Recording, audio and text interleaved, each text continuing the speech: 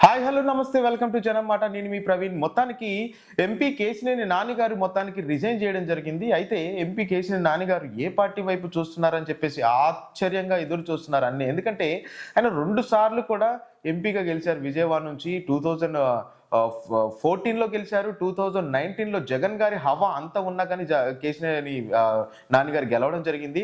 నాని గారు ఏ పార్టీలోకి వెళ్ళిపోతారని ఇప్పుడు సోషల్ మీడియాలో మాత్రం పుకార్లు షికార్లు చేస్తున్నాయి. ప్రస్తుతానికైతే ఆయన వైసీపీ నాయకులతో టచ్‌లో ఉన్నట్టు కూడా మనకి తెలుస్తుంది. అయితే మొత్తానికి ఆయన ఎంపీ పదవికి రాజీనామా చేసి, అలాగే టీడీపీ సభ్యత్వానికి రాజీనామా చేసిన తర్వాత తన కార్యాచరణ ప్రకటిస్తానని కూడా చెప్పారు.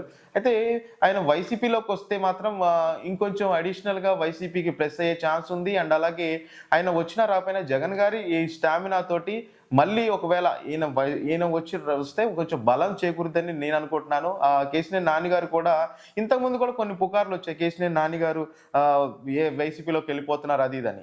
మొత్తానికైతే అఫీషియల్‌గా ఆయన కన్ఫర్మ్ చేశాడు. నేను ఈ పార్టీలో ఉండట్లేదు. చంద్రబాబు నాయుడు గారికి నేను నచ్చంది, నేను ఎందుకు ఉండాలి అని చెప్పేసి కేశినేని నాని గారు కూడా డిసైడ్ చేయడం జరిగింది. అండ్ ఇంకోటి ఏంటంటే పొమ్మన లేక పొగబెట్టడం అని చెప్పేసి, అండ్ ఇంకొన్ని కామెంట్లు కూడా చేశారు. నాకు వెన్నుపోటు పడవడం రాదు అని చెప్పేసి కొన్ని కామెంట్లు కూడా చేయడం జరిగింది. మొత్తానికైతే కేశినేని నాని గారు ప్రెస్ మీట్ లో కూడా చెప్పారు, నేను ఏదైతే పార్టీ సభ్యత్వానికి, లోక్సభ సభ్యత్వానికి టీడీపీ పార్టీ నుంచి నాకు ఏది వచ్చిందో అదంతా రాజీనామా చేసిన తర్వాత ప్రకటిస్తా అన్నారు. ఆయన ఏ పార్టీలోకి వస్తారని మాత్రం చాలా ఆతృతగా ఎదురు చూస్తున్నారు.